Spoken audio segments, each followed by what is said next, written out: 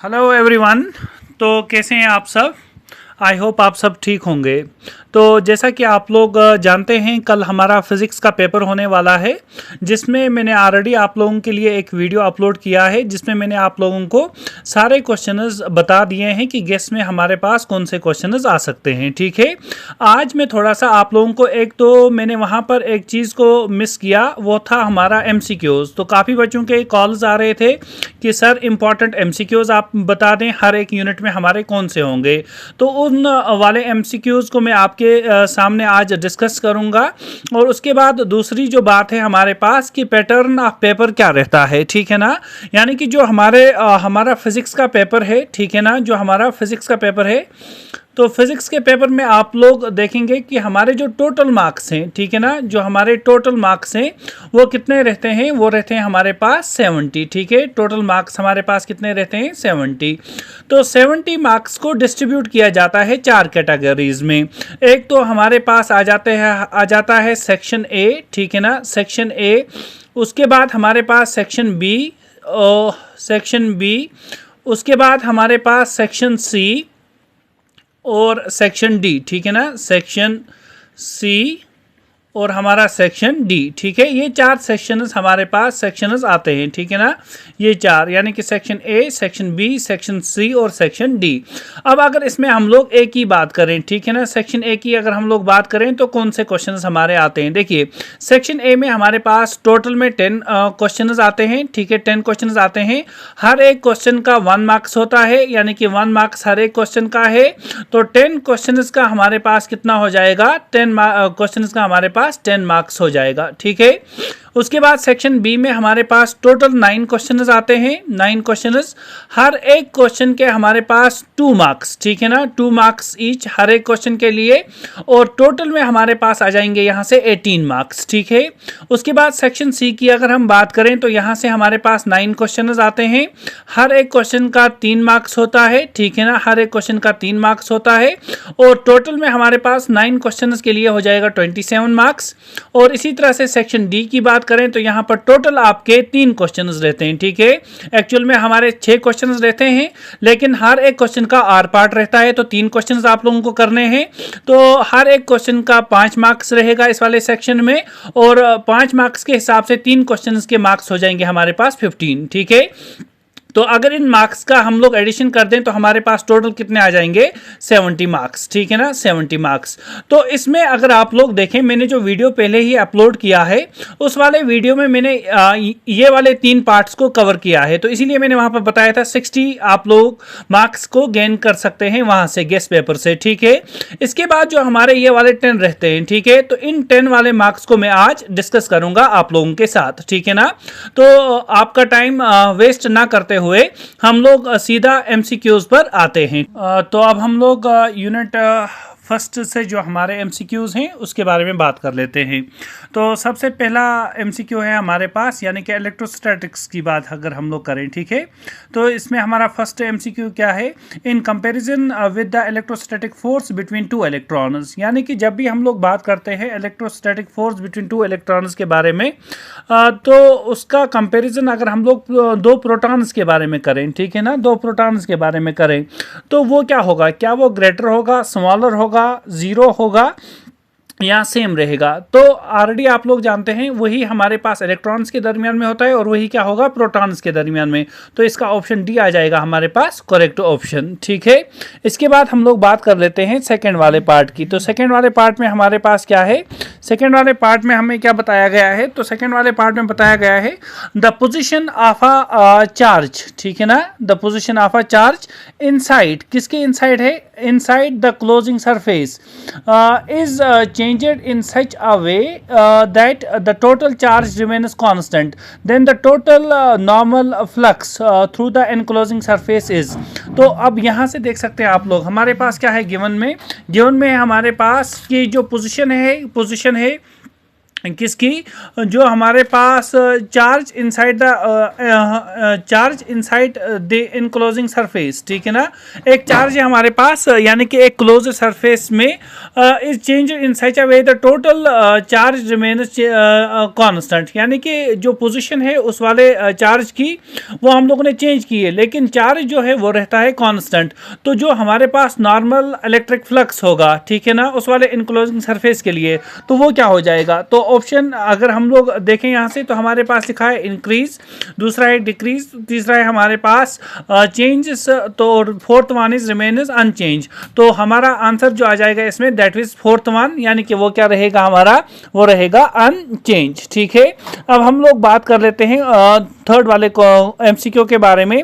Third MCQ में हमारे पास क्या है, थर्ड एमसीक्यू में हमारे पास if the size of the charged bodies are very small compare to the distance, यानी कि अगर साइज क्या होगा, बहुत ही ज़्यादा कम होगा एज कंपेयर टू डिस्टेंस, तो उस वक्त हम लोग क्या बोलते हैं, यानी कि then we treat them as, तो उन वाले चार्जेस को क्या बोलते हैं। तो ऑलरेडी ये तो डेफिनेशन है हमारे पास पॉइंट चार्ज की, तो उसको हम लोग बोलेंगे पॉइंट चार्ज, ठीक है ना, यानी कि ऑप्शन बी आ जाएगा हमारे पास। अब नेक्स्ट बात कर लेते हैं हम लोग क्वेश्चन नंबर 3 के बारे में। तो देखिए क्वेश्चन नंबर 3 में क्या है हमारे पास, तो क्वेश्चन नंबर 3 में बताया गया है, तो क्वेश्चन नंबर 3 में यहां से कर देता हूं। क्वेश्चन नंबर 3 में क्या है, क्वेश्चन नंबर 3 तो हो गया, क्वेश्चन नंबर 4, ठीक है। तो इसमें हमारे पास if a body is charged by rubbing, यानी कि एक बॉडी को हम लोग चार्ज कर रहे हैं किससे, रबिंग से, तो इसका वेट क्या होगा, यानी कि इसके वेट में क्या कोई चेंज आएगा। तो पहले बताए ऑलवेज डिक्रीज स्लाइटली, हर हमेशा डिक्रीज होता है, हर हमेशा इंक्रीज होता है, या कभी इंक्रीज होगा कभी डिक्रीज होगा। तो या तो फोर्थ ऑप्शन है नो चेंज इन वेट। तो हमारे पास जब भी हम रबिंग से करते हैं तो इसमें थोड़ा सा स्लाइटली चेंज या तो इंक्रीज होगा या तो क्या होगा, डिक्रीज होगा, ठीक है। अब इसी तरह से हमारे पास क्वेश्चन नंबर 5 है the quantisation of charge indicates that, quantisation of charge क्या शो करता है, charge which is a fraction of charge on an electron is not possible, a charge can not be destroyed, charge existed on particle, there exists a minimum permissible charge on the particle. तो इसमें हमारा option first आ जाएगा, ठीक है ना, कि क्या है, fraction of charge on electron क्या होता है, वो हमारे पास इम्पॉसिबल होता है, क्योंकि हमारे पास चार्ज जो है वो क्या होता है, वो होता है integral multiple of electric charge, ठीक है ना, इंटीग्रल मल्टीपल। तो अब देखिए इसके बाद हमारे पास जो सिक्स्थ वाला एमसीक्यू है वो क्या है हमारे पास, तो इसमें है what happens when glass rod is rubbed with सिलिक, यानी कि जब हम लोगों ने ग्लास रॉड को रब किया है किसके साथ, सिलिक के साथ, ठीक है, तो उस वक्त क्या होगा, ठीक है ना, उस वक्त क्या होगा। तो इसके लिए आप लोग देख सकते हैं जब हम लोग ग्लास रॉड को रब करेंगे सिलिक के साथ, तो क्या गेन ऑफ प्रोटॉन्स होगा फ्रॉम द सिलिक, ठीक है, या तो गेन ऑफ इलेक्ट्रॉन्स होगा सिलिक से, या हमारे पास क्या कर रहा है यहाँ से, गिव्स इलेक्ट्रॉन्स टू द सिलिक या गिव्स प्रोटॉन्स टू द सिलिक। तो अगर हम लोग इस वाले क्वेश्चन की बात करें तो हमारे पास आंसर आ जाएगा गिव्स इलेक्ट्रॉन्स टू द सिलिक। उसके बाद क्वेश्चन नंबर 7 है फोर्स पर यूनिट चार्ज, यानी कि अगर हम लोग फोर्स को डिवाइड कर दें चार्ज से तो हमारे पास क्या आ जाएगा, इलेक्ट्रिक फील्ड, ठीक है ना। तो इसमें ऑप्शन कौन सा आ जाएगा हमारा, ऑप्शन सी। उसके बाद नेक्स्ट बात कर लेते हैं क्वेश्चन नंबर 8 के बारे में। तो क्वेश्चन नंबर 8 अगर आप लोग गौर से देखेंगे तो हमारे पास क्या है, ये सारे क्वेश्चन आ सकते हैं हमारे इलेक्ट्रोस्टैटिक के पोर्शन से।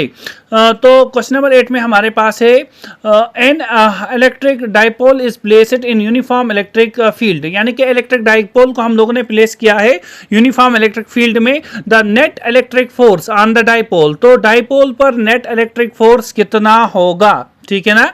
तो नेट फोर्स कितना रहेगा, वो तो हमेशा क्या रहेगा, 0 रहेगा, ठीक है।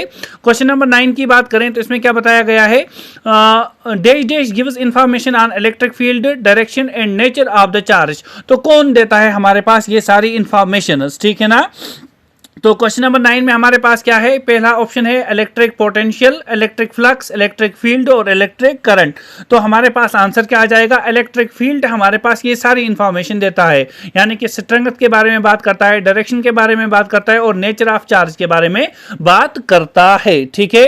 अब हम लोग बात करते हैं क्वेश्चन नंबर 10 के बारे में। तो क्वेश्चन नंबर 10 में हमारे पास क्या है, क्वेश्चन नंबर 10 में है हमारे पास when the separation between charges, ठीक है, when separation between charges between two charges is increase. जब हम लोगों ने सेपरेशन को इंक्रीज कर दिया, ठीक है ना, सेपरेशन को जब हम लोग इंक्रीज करते हैं तो उसकी वजह से क्या होगा, is increase the electric potential energy of the charges, ठीक है। तो उसके बाद ये क्या इंक्रीज होगा, डिक्रीज होगा, सेम रहेगा, या मे इंक्रीज और मे डिक्रीज होगा, ठीक है ना। तो क्वेश्चन नंबर 10 की अगर हम बात करें तो ये कभी इंक्रीज होता है, कभी क्या हो जाता है, डिक्रीज हो जाता है। तो हमारे पास ऑप्शन इसका कौन सा आ जाएगा, ऑप्शन डी वाला इसका आंसर हो जाएगा। अब उसके बाद क्वेश्चन नंबर 11 में है electrostatic field is dash dash inside a conductor. तो electrostatic field inside a conductor हमेशा क्या रहता है हमारे पास, वो हमेशा हमारे पास जीरो रहता है, ठीक है ना। तो हमारे पास आंसर क्या आ जाएगा, इसके लिए जीरो आ जाएगा। उसके बाद हमारे पास नेक्स्ट क्वेश्चन नंबर 12 है the electrostatic potential on the perpendicular bisector due to the electric dipole is, ठीक है ना, यानी कि इलेक्ट्रोस्टैटिक पोटेंशियल कहां पर, ऑन द परपेंडिकुलर बाइसेक्टर, ठीक है, ड्यू टू इलेक्ट्रिक डाइपोल क्या होगा, वो हमारे पास नेगेटिव होगा, जीरो होगा, 1 होगा, या इनफाइनाइट होगा। तो हमारे पास आंसर क्या आ जाएगा इस वाले क्वेश्चन के लिए, तो आंसर आ जाएगा हमारे पास 1 होता है, ठीक है ना, यानी कि क्वेश्चन नंबर 12 का सी पार्ट आ जाएगा आंसर। इसके बाद हमारे पास है question number 13 dash dash is the process in which a region is made free from any electric field, यानी कि किस वाले प्रोसेस से हम लोग क्या करते हैं, रीजन को फ्री करते हैं इलेक्ट्रिक फील्ड से। तो उस वाले प्रोसेस को क्या बोलते हैं, इलेक्ट्रोस्टैटिक फोर्सिंग बोलते हैं, इलेक्ट्रोस्टैटिक बाइंडिंग बोलते हैं, इलेक्ट्रोस्टैटिक शील्डिंग बोलते हैं, या नन ऑफ दीज। तो इस वाले प्रोसेस को बोलते हैं इलेक्ट्रोस्टैटिक शील्डिंग। उसके बाद हम लोग नेक्स्ट बात कर लेते हैं क्वेश्चन नंबर 14 के बारे में। तो क्वेश्चन नंबर 14 में क्या बताया गया है, इसको देख लेते हैं। देखिए क्वेश्चन नंबर 14 में है हमारे पास, क्वेश्चन नंबर 14 की अगर हम बात करें तो इसमें क्या है हमारा, फॉर एनी चार्ज कॉन्फ़िगरेशन, ठीक है ना, फॉर एनी चार्ज कॉन्फ़िगरेशन। तो क्या आ जाएगा हमारे पास, the equipotential surface through a point, equipotential surface through a point is dash dash to electric field at the point. तो वो क्या होता है, हर हमेशा परपेंडिकुलर रहता है, ठीक है।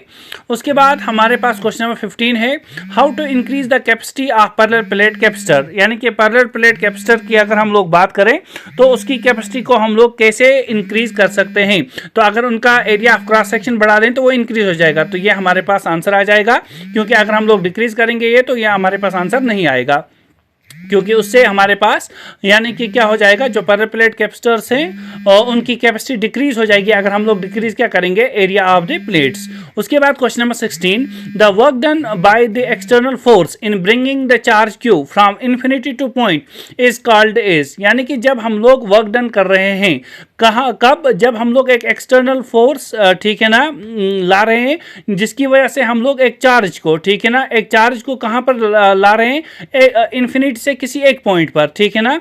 तो उस वाले वर्क डन को हम लोग यहाँ से क्या बताएंगे, तो यहाँ से हमारे पास ऑप्शन फर्स्ट है electric field due to charge Q at the point, potential energy due to charge Q at the point, both A and B, none of these. तो देखिए दोनों प्रोसेस से हम लोग करते हैं तो इट मीन्स हमारे पास ऑप्शन कौन सा आ जाएगा, ऑप्शन सी आ जाएगा, ठीक है। अब क्वेश्चन नंबर 17 की बात कर लेते हैं। यहाँ से 17 क्वेश्चन में हमारे पास क्या है, तो 17 क्वेश्चन में हमारे पास है when air is placed by electric medium, medium of constant के, ठीक है ना, इलेक्ट्रिक मीडियम है जिसका कांस्टेंट हमारे पास कितना है, जिसका कांस्टेंट है हमारे पास के, ठीक है ना। उसके बाद इसने क्या बताया, the maximum force of attraction between two charges separated by a distance. तो हमारे पास मैक्सिमम फोर्स बताना है, maximum force of attraction between two charges separated by distance किसके इक्वल होगा। तो इसमें ऑप्शंस तो मैंने लिखे नहीं है, तो ऑप्शंस इसमें क्या हो सकता है, या तो डिक्रीज होगा के की वजह से, तो ऑप्शन फर्स्ट डिक्रीज होगा किसकी वजह, यानी कि के टाइम्स डिक्रीज हो सकता है, या तो हमारे पास इंक्रीज हो सकता है के टाइम्स, इंक्रीज हो सकता है के टाइम्स, या तो हमारे पास क्या हो जाएगा, या तो हमारे पास बन जाएगा कितना 1/k² टाइम्स, ठीक है ना, इंक्रीज हो जाएगा, या कुछ नन ऑफ दीज। तो इसमें आंसर क्या आ जाएगा हमारे पास, तो आंसर आ जाएगा इसमें ऑप्शन फर्स्ट, ठीक है, यानी कि डिक्रीज होगा के टाइम्स। क्वेश्चन नंबर 18 में क्या है हमारे पास, the work done by the external force in bringing the charge Q from infinity to point is called. तो उसको क्या हम लोग बोलते हैं, ठीक है ना, उस वाले वर्क डन को। तो यहाँ से है electric field due to charge Q at that point ठीक है ना, इसको ये भी बोलते हैं potential energy due to charge Q at that point, इसको ये भी बोलते हैं। तो हमारे पास ऑप्शन आ जाएगा बोथ एंड बी। इसके बाद हम लोग क्वेश्चन नंबर 19 की अगर हम बात करें तो इसमें क्या है, the hollow metallic sphere of radius 10 centimetre is charged such that the potential on the surface becomes 80 volt. अब देखिए आप लोग मान सकते हैं एक हमारे पास स्फेरिकल मेटल है, ठीक है, एक स्फेरिकल मेटल है हमारे पास, और जो हमारे पास सरफेस पर चार्ज है वो कितना है, वो है हमारा 80 वोल्ट का, ठीक है। उसके बाद हमें बताना है पोटेंशियल एट द सेंटर, तो पोटेंशियल एट द सेंटर यहाँ पर बताना है आप लोगों को, ठीक है। तो ऑलरेडी आप लोगों को फॉर्मूला तो पता होगा कि हॉलो स्फीयर पर अगर हम लोग इलेक्ट्रिक फील्ड की बात करें तो वो कितना होता है हमारे पास, यानी कि इनसाइड में तो वो जीरो होता है, तो हमारे पास ई का वैल्यू क्या आ जाएगा, E is equal to zero, ठीक है। उसके बाद अगर पोटेंशियल की बात करें तो पोटेंशियल कैसे निकलता है, यानी कि इलेक्ट्रिक फील्ड हमारे पास होता है minus D V divide by D R, है ना, यानी कि आर इज एक्चुअली रेडियस। तो यहाँ से अगर हम लोग देखें ई का वैल्यू जीरो है तो क्या बनेगा, minus D V divide by D R. तो जब हम लोग डिफरेंशिएशन किसी भी नंबर की करें अगर वो जीरो आ जाए तो वो क्या रहता है, कॉन्स्टेंट, इट मीन्स पोटेंशियल क्या रहेगा, कॉन्स्टेंट। तो पोटेंशियल पहले कितना था 80, तो अब कितना रहेगा 80 ही रहेगा, तो ऑप्शन ए आ जाएगा। क्वेश्चन नंबर 20 की बात कर लेते हैं। ए बी सी हमारे पास क्या है, 3 points in a uniform electric field, the electric field is, तो इलेक्ट्रिक फील्ड क्या होगा हमारे पास, मैक्सिमम होगा ए पर, मैक्सिमम होगा बी पर, मैक्सिमम होगा सी पर, यहाँ सेम होगा हमारे पास ए बी और सी पर। तो इसमें हमारे पास क्या है, ए बी सी हमारे पास 3 पॉइंट्स हैं, किसमें, यूनिफॉर्म इलेक्ट्रिक फील्ड में। तो यूनिफॉर्म इलेक्ट्रिक फील्ड में अगर हम लोग बात करें तो ये हमारे पास यूनिफॉर्म इलेक्ट्रिक फील्ड है ना। तो 3 पॉइंट्स हैं हमारे पास, एक है हमारा ए, दूसरा है बी, तीसरा है सी। तो मान लें ये ए है, ये बी है और ये सी है, ठीक है। तो हमारे पास सबसे ज़्यादा कहाँ पर होगा इलेक्ट्रिक पोटेंशियल, तो वो होगा हमारे पास बी पर, ठीक है ना, यानी कि सेंटर में सबसे ज़्यादा होगा। अब अगर हम लोग यूनिट सेकंड की बात करें तो यूनिट सेकंड के ये एमसीक्यूज आप लोग देख सकते हैं, आप लोग खुद से इनको प्रैक्टिस करें और उसके बाद मुझे आप लोग इनका आंसर बता दें। अगर आंसर आ रहा है तो ठीक बात है, नहीं आ रहा है तो आप मुझे बता दें, मैं आप लोगों को ये सारे आंसर्स अपलोड कर दूंगा और आप लोगों के लिए एक पीडीएफ फॉर्म कर दूंगा। इन वाले क्वेश्चंस को अच्छे से देख लेना, ठीक है, ये वाली पीडीएफ आप अच्छे से देख लेना और उसके बाद मुझे बता देना कि आप लोगों को ये वाले क्वेश्चंस आ रहे हैं या नहीं आ रहे हैं, ठीक है। तो ये कुछ क्वेश्चंस मैंने लिए हैं, आप लोग इनका स्क्रीनशॉट उठा लें और उसके बाद इन क्वेश्चंस को सॉल्व कर लें। ये यूनिट थर्ड से मैंने लिया है, ठीक है। ये हमारे सारे क्वेश्चंस ये काफ़ी ईजी क्वेश्चंस हैं, आप लोगों को काफ़ी ज़्यादा हेल्प हो जाएगी जब आप लोग कल पेपर देंगे, ठीक है ना। तो उसमें जितने भी हमारे एमसीक्यूज़ हैं उन एमसीक्यूज़ को आप लोग सॉल्व कर पाओगे जब आप लोग इस वाली पीडीएफ को अगर आप लोग सॉल्व कर पा रहे हैं तो आप लोग वो वाले क्वेश्चंस भी कर सकते हैं। तो आई होप आप लोगों को ये वाली क्लास पसंद आई होगी। आप लोग एमसीक्यूज़ को अच्छे से प्रैक्टिस कर लें, इन वाले एमसीक्यूज़ को, ठीक है। काफ़ी ज़्यादा इंपॉर्टेंट एमसीक्यूज़ हैं, इनको प्रैक्टिस कर लें ताकि आप लोगों का जो कल पेपर है उस पेपर में आप लोग बहुत ही ईजी वे में एमसीक्यूज़ को सॉल्व कर पाएँ, ठीक है। तो अगर आप लोग चाहते हैं कि मैं इनका सॉल्यूशन या आंसर इनका आप लोगों को बता दूं तो आप लोग मुझे कमेंट सेक्शन में बता दें, तो सेपरेटली मैं हर एक के लिए आंसर अवेलेबल करवा दूंगा, ठीक है ना। हर एक जो भी बच्चा हमारा है हर एक को मैं आंसर बता दूंगा कि हमारे पास कौन कौन से ऑप्शंस आते हैं वे डिटेल के साथ, ठीक है। तो आप लोग क्वेश्चंस का स्क्रीनशॉट ले लें और इन वाले क्वेश्चंस को आंसर करने की कोशिश करें। अगर आप लोग आंसर्स आ रहे हैं तो आप लोग मुझे आंसर ऐसे भी बता सकते हैं, ठीक है। तो आई होप आप लोगों को वीडियो पसंद आया होगा। अगर वीडियो पसंद आया है तो वीडियो को ज़रूर लाइक करें। Thank you.